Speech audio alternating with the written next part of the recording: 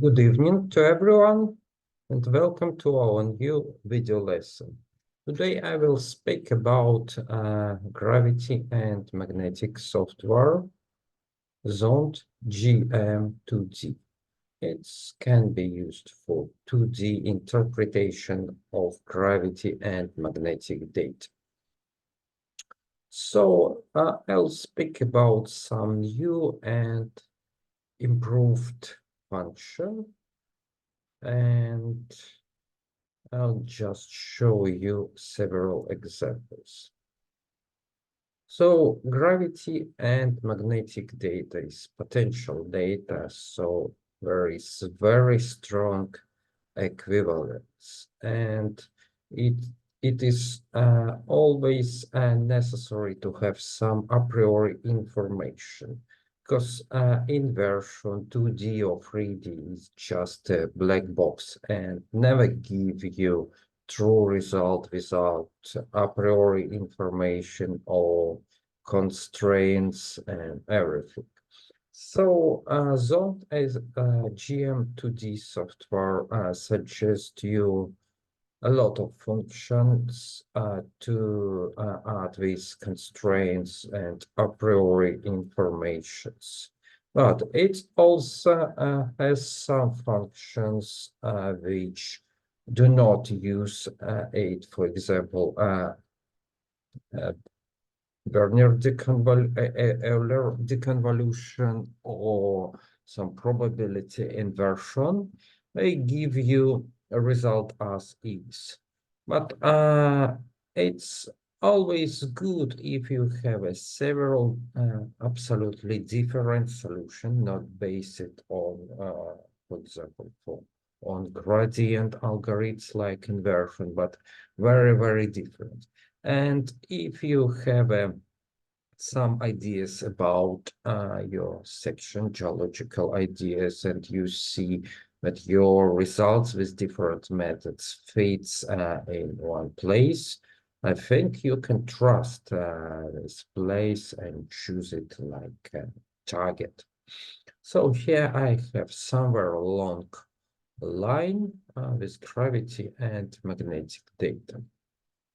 So first of all, we add functions for visualization of derivative field. So, for example, I can switch to magnetic mode and tune this Euler deconvolution option and calculate these points of Euler deconvolution where source could be. So, and also now you can see two graphics, black one and gray one, which demonstrate you derivative, which were used in calculation of Euler deconvolution. I should say that now all these derivatives are calculated more stable and fast.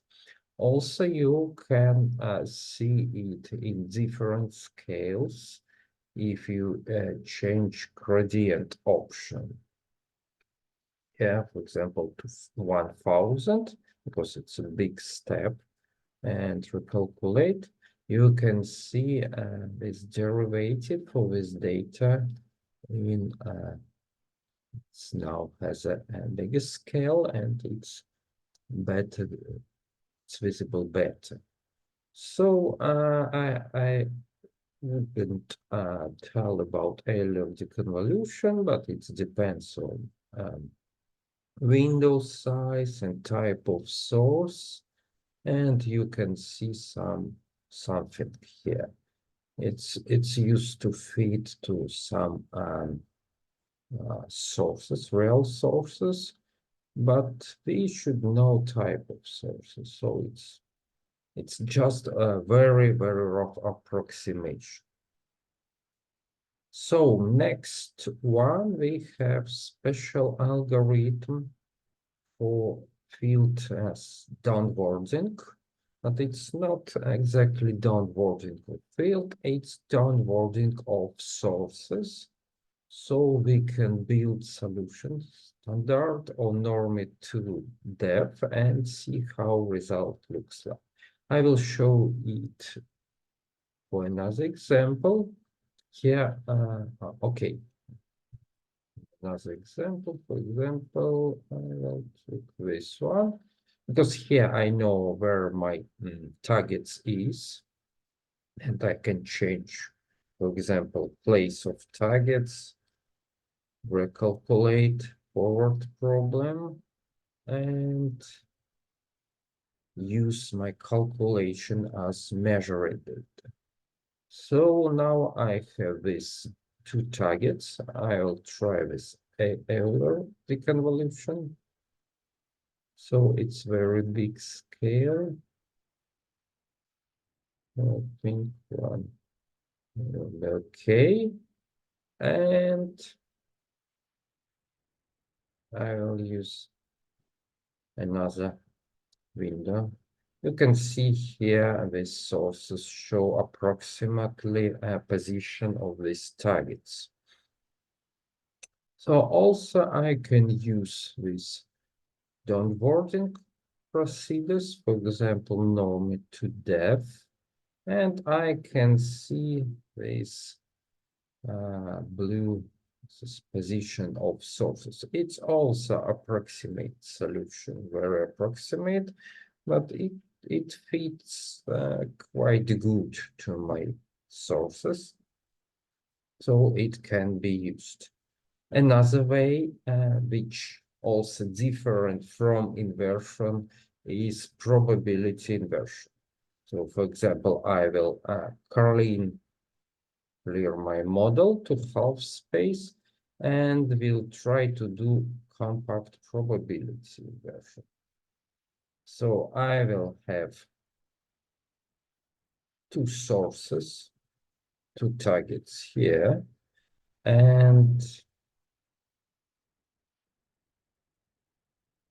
to make it visible better, I just change transparency, for example, to 20, or maybe even, let's see, to see everything. So now I can see my probability inversion results. This is red and yellow contours.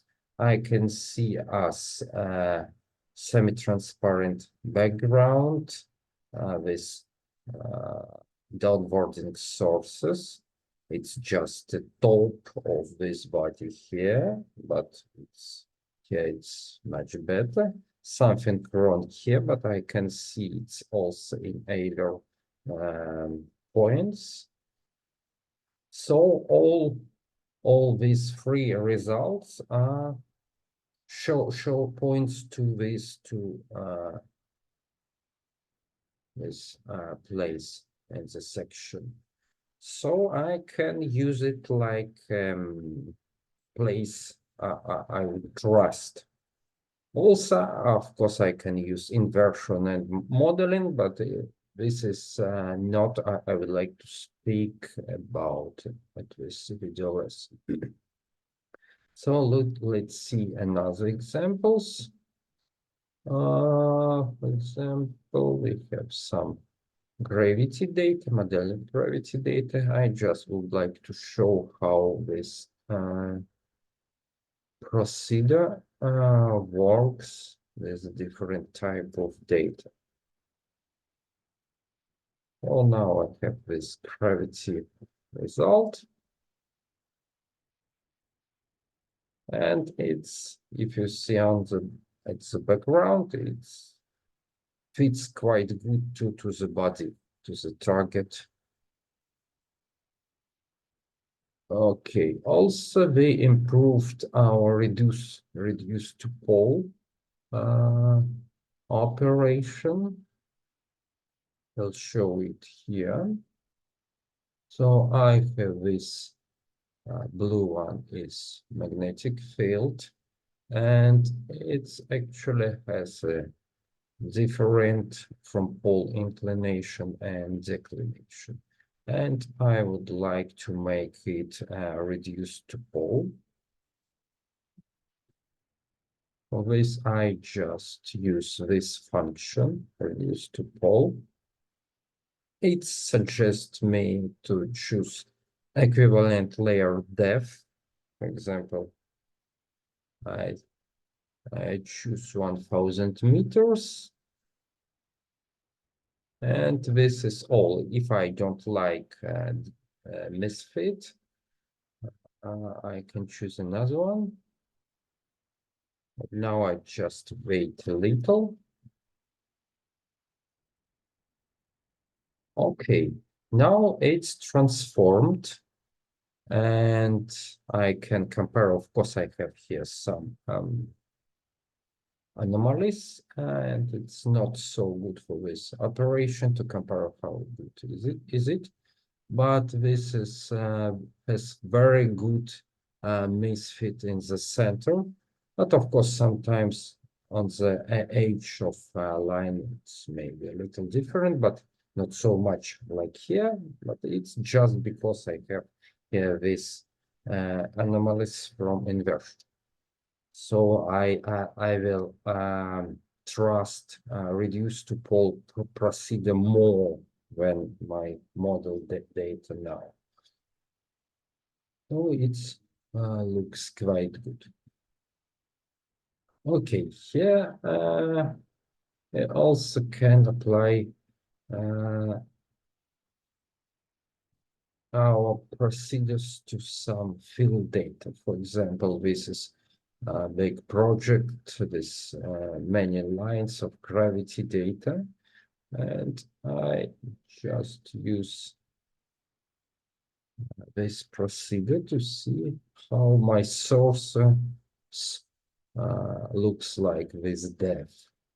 It can be normed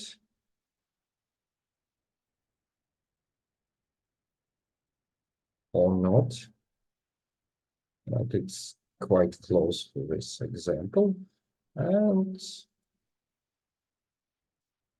I can use this result as background, for example, for next modeling or for some a priori information settings. Also here I can use again periodic convolution.